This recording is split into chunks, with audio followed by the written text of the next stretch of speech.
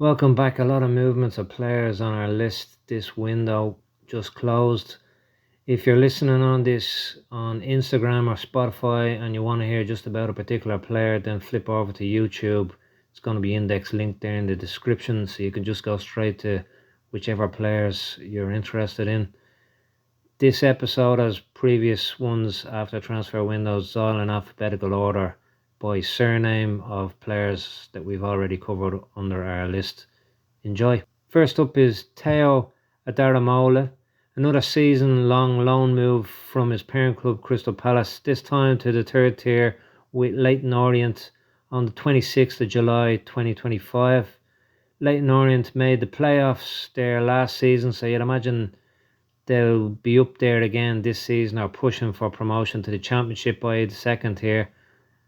The now 21-year-old did well with Bradford last year in the fourth tier during his spell in the second half of last season, starting and playing in pretty much all the games during his loan and helping them get promoted from the fourth tier to the third tier, where he is now with Leyton Orient. He just really needs to continue this now in the third tier with Leyton Orient and display his obvious skill set, showing he's ready and able with the step-ups in levels and tiers, and therefore on his return to Crystal Palace, pushing into first-team contention next season, which is the ultimate aim, obviously. Perhaps if he does well with Leyton Orient, another loan in the Championship, or perhaps straight into first-team contention with Crystal Palace. As I said, another important season for the player, and one he has all the abilities to succeed and progress as planned. So far has started and appeared in all league matches of the season at the time of recording, so a great start and all going according to plan. Next up is Derin Adewale. He's gone on loan to Athlone Town in the Irish second tier, 24th of July 2025 from parent side Shelburne. Athlone, as I said, in the second tier, and he's hit the ground running so far. A day after signing, he made his debut and has since appeared in all league matches thus far. At only 20, it's the right time for him to get regular week in, week out football, first team football in the pro game. Athlone are at the bottom of the table and a fair bit off too, but for those outside of the League of Ireland, there is no third tier at present, so Athlone aren't in danger of getting relegated this season. The experience of fighting down the bottom end of the table will stand to him as well and add to his skill set, so that with regular first team football involvement will make it a great learning experience for the player, which will push him on now in the start of his pro career in earnest. Sam Blair, after a brief spell of being unattached, moved to finish fifth tier with Caden in Palo on the 12th of June 2025. Not where the ex-Norwich player, academy player, would have probably expected to be a couple of years ago, but at 22, the main aim for a keeper is to get first team football week in, week out, and wherever you need to go to do that, that's the place you need to be, and shows the grit and determination and lengths the players willing to go to make it in the pro game by going to the fifth tier in Finland. Obviously, at only 22, there is a long career ahead of him, and in a couple of years, who knows where he could be again. Perhaps he may reach out to some Irish First Division team, i.e. the second tier here, and go on trial for the remainder of the 25 season, or perhaps January time ahead of the 2026 season. Also, of course, the coming third tier in Ireland will have opportunities which would have him only a stone's throw away from his family back in the UK. He has the pedigree and leaving no stone unturned attitude, but key now is first team football no matter where he goes. There's no point going somewhere if you're not going to be the number one choice. Hard times teach hard lessons, which makes hard men, and Sam will be up to the task. Callum Corr left Treaty United's youth side. Treaty United obviously a second tier side here in Ireland because he had a groin injury. Rehabbing back in Canada at present and will go again when back from that injury. Still only 20, so doing the right things to focus on his recovery at home and come back at full percent. No need to rush back as he has time on his side. And saying that, he should be back soon and with a new club December, January time frame, obviously, whether that's over his side of the waters, over this side of the waters, UK. He's lots of avenues He's obviously not afraid to travel as well, so there's lots of options out there. Like, the world is a big place, but it's also a small place. You can go pretty much anywhere to play football now. Next is Kyle Degelman. 13th of July 2025, the 21-year-old leaves Bray, where he had limited game time in the Irish First Division, i.e. second tier, and moves to Cambodian top tier side Kirivong FC on a 1-year deal.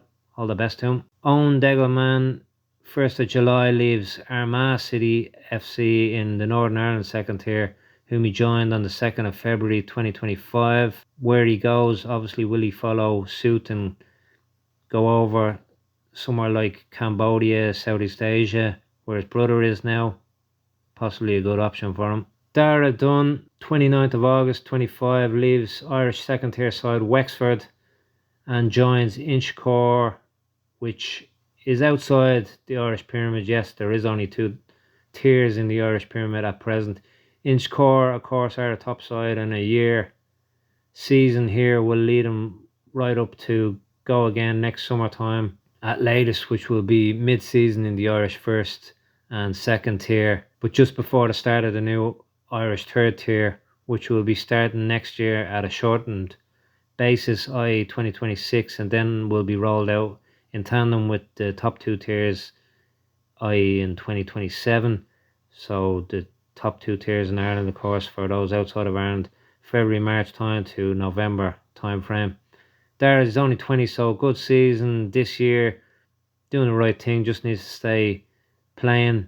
Could literally lead him anywhere. Of course, he already has been abroad in Sweden, so he has contacts there, and he is open to going further afield if necessary to fast track his career. Justin Ferizaj leaves Italian second tier Frosinone and joins Bray on the 31st of July 2025, where he joins the talented and youthful Bray side, where he teams up, of course, with his younger brother Richard.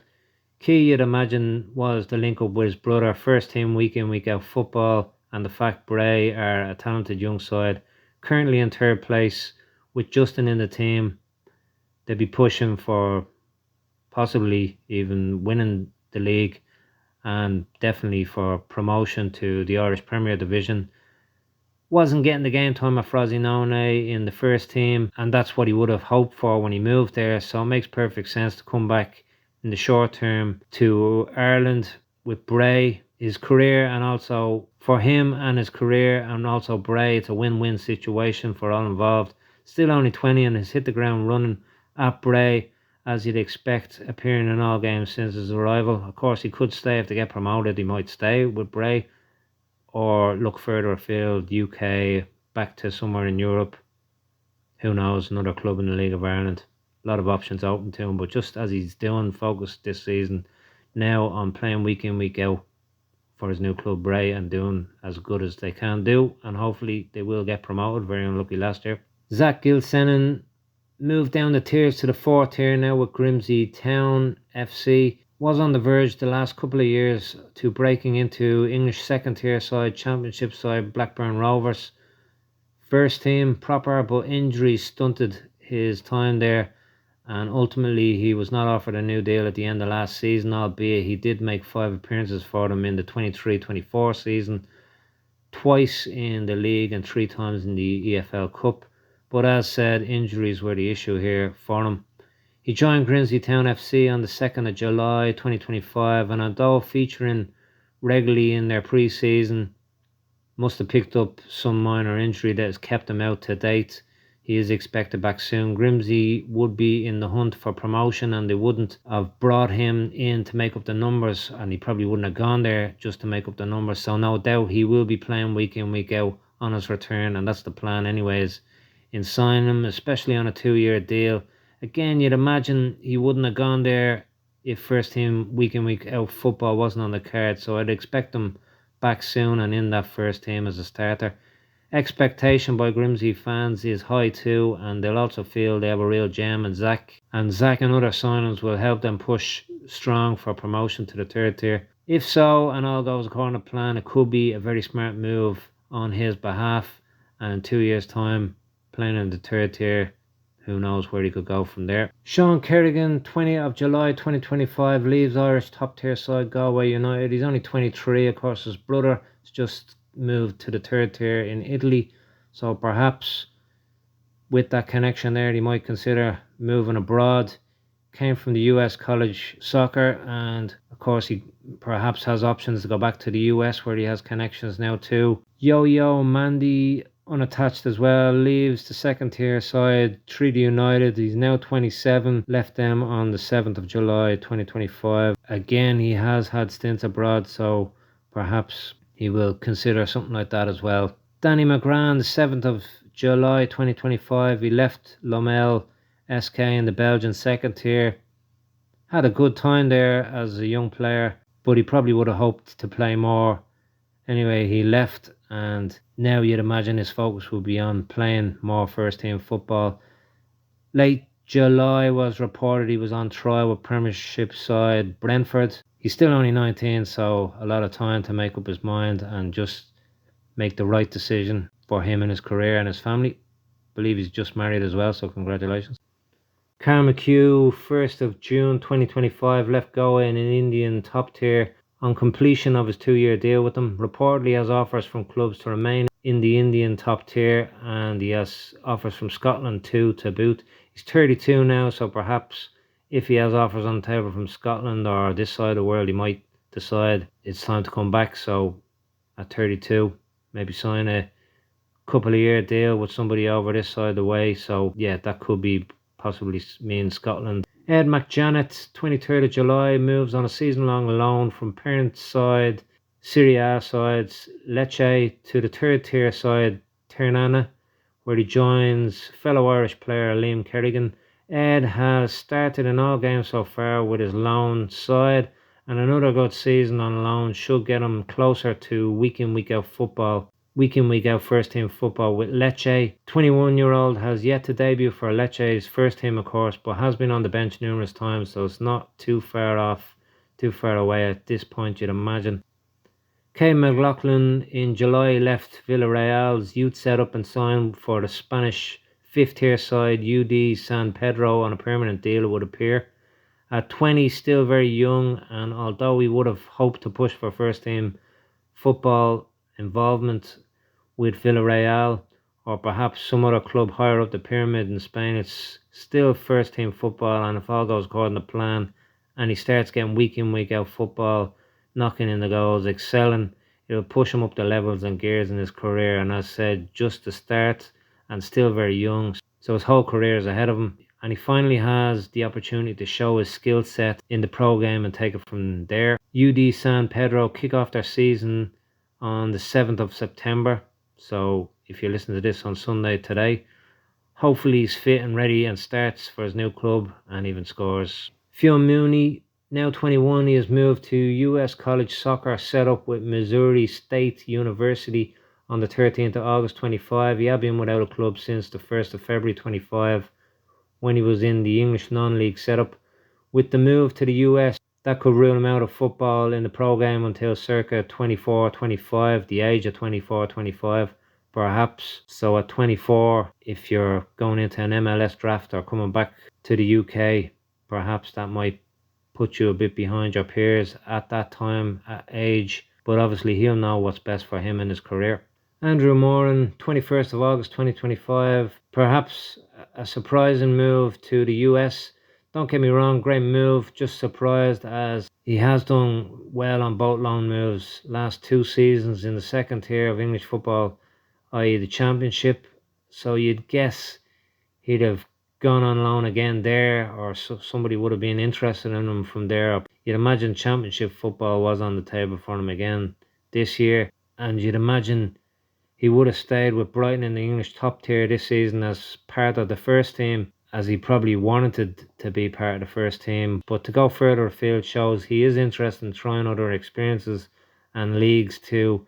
Also, he isn't willing to sit around if he doesn't think that first team football with Brighton is coming straight away. So you got to take a hat off to him. Loan is for the remainder of the MLS season, so potentially until the end of the year, 31st of December. Obviously, you'd imagine he will be an integral part of the Los Angeles team until the end of the season. At time of recording, he hasn't actually played for them, but again, he's only just there. When he returns, you'd imagine he'd be pushing to go into that Brighton first team. Still only 21, but even at this early stage, would he be happy to keep going out on loans on his return, or want to draw a line in the sand and say to the bosses there, listen, either play me at Brighton or sell me somewhere where I'll play week in, week out? He obviously warrants first team football and proved he is capable of that in the Championship. So why not in the Premiership? It's only stone's throw away.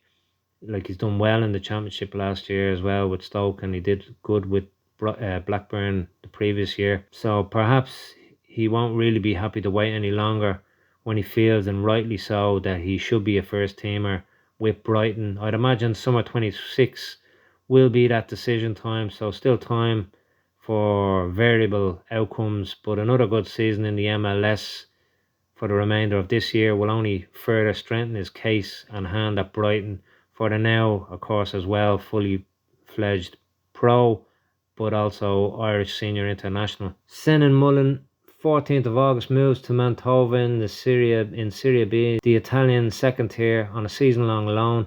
Being on the bench thus far for the first 3 games, but edging closer to first team football, and that will come sooner rather than later.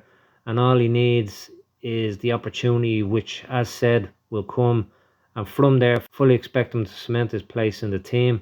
Highly thought of by parent club Torino, and could have stayed in their youth setup, but shows the faith they have in him, and also the determination he has, that they both feel he's outgrown that, and loan him out to the second tier will get him closer to first team football. An important season, albeit he's still only 20, so regardless, it's a win-win situation for him, which he will learn from and will help him fast track his pro career. Kallum Murphy, 14th of July 2025, a move to 7th tier side Warrington Town for the hard-working, dedicated 22-year-old with never say die attitude. All he needs is start knocking in the goals, and then everything else will fall into place. Unfortunately, didn't start so great. He looks like he will be out for a while with a broken ankle, which he suffered in their league match on the 25th of August. So season only started, and unfortunately picked that up. Once he doesn't rush back and recuperates properly, then he can focus on the season ahead, which has only just begun. Hard work and dedication the player has in abundance, and this will get him through this rough patch and misfortune of the injury and onto his end goal.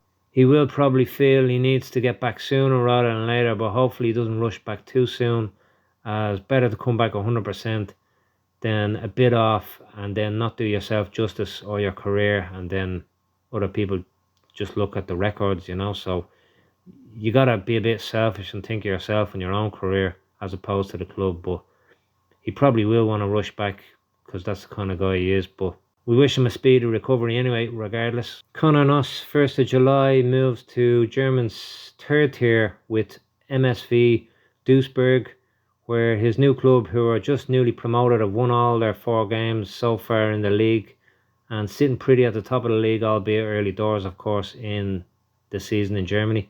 Conor's appeared in all of those 4 games and scoring in the last of them. A good start, and if things continue as it is, he could be in the German 2nd tier next season, fingers crossed.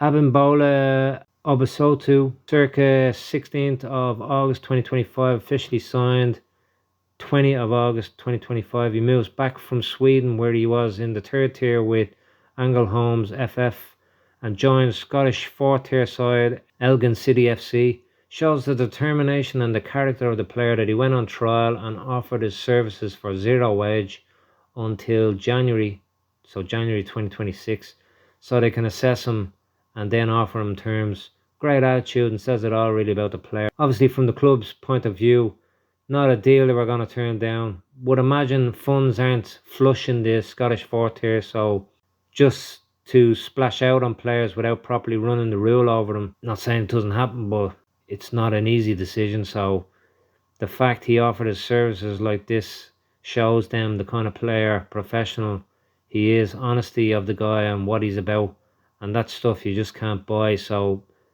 he will have impressed them already via that alone.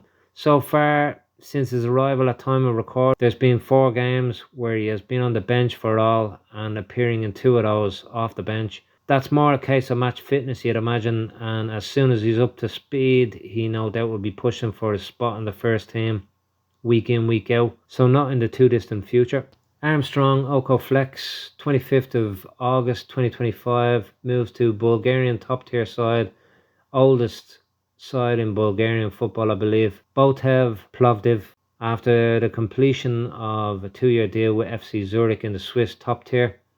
Made his debut a few days after arriving in Bulgaria. He will hope to cement his place in the team early doors and play week in, week out as a starter. If so, at still only 23, he'll have options. He himself has no fear of thinking outside the box and going anywhere, which is always good, and let's hope the move goes according to plan. Jack O'Reilly, 1st of July, signs a 2-year deal with Ballymena United, a fellow Northern Ireland top tier side, and he's still only 21 after a successful spell, of course, last season with Carrick Rangers. Already has turned out in the first 5 games for his new club at the time of recording, who are currently 4th in the table, albeit very early in the season, but so far everything's gone perfect. Noel Poole, 17th of July, joins East Tennessee State University, i.e. the US college route. Still only 18, has plenty of time to make that manoeuvre and still remain relevant in the pro game, if that's of course what he wants to do. By that time he'll be about 21, and then he'll obviously have the MLS route or other avenues open to him. So for now, a good move for his career on and off the pitch. Naj Razi leaves Serie A side Como officially on the 1st of September 2025, so just a few days ago, after just a year after he moved from Shamrock Rovers for 450,000. Good move for Shamrock Rovers. It appeared like a good move for him too at the time. While he will probably be disappointed and will not be the sequence of events he would have expected when he signed for them in February of last year, he can now kick on with another club free from being tied down to a contract which could have hindered a move away from Como. Where he will go is the $1 million question now. A League of Ireland side on a short-term contract for the remainder of the season would probably be best for him personally, so he'd be free and easy again in November, December time. Then he can sign ahead of the January window for someone. Somewhere where he can play week in, week out is obviously the priority now. He doesn't want to get stuck in a youth setup again. Still very young, of course, but he will assess his next move with first team football, obviously the key element. Olamide Shodipo, free agent as of the 1st of July 2025, leaves second tier Portuguese side Firenze at the end of his 18-month contract. Turned out circa 30 times for them, but will have wanted to play more minutes per game, you'd imagine, especially where he came from in the UK. Expect to see him back in the UK, perhaps with a club in the next month or so, when the dust has settled on this transfer window. 28 now, so whether in the UK or further afield, a club will be getting a well-seasoned pro with a lot of experience at a high level and, of course, in the prime of his career.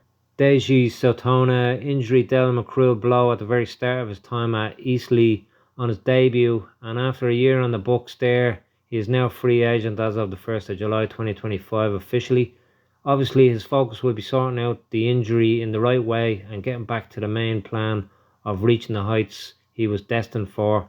He's still only 22, so taking time to recuperate and coming back is key, and at still a very young age he has the time to do just that. Back training, so it won't be long now, you'd imagine, till we find out where he goes next.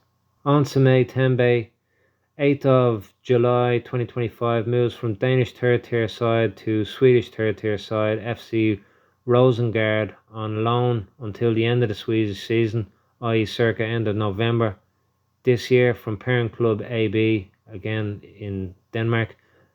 Don't know the ins and outs of this move, but regardless will only add to the player's development and progress, i.e. playing in 2 different countries in his first season as a fully fledged pro, besides previously being with and playing for both Irish big clubs Bohemians and Shamrock Rovers, so he has a good resume.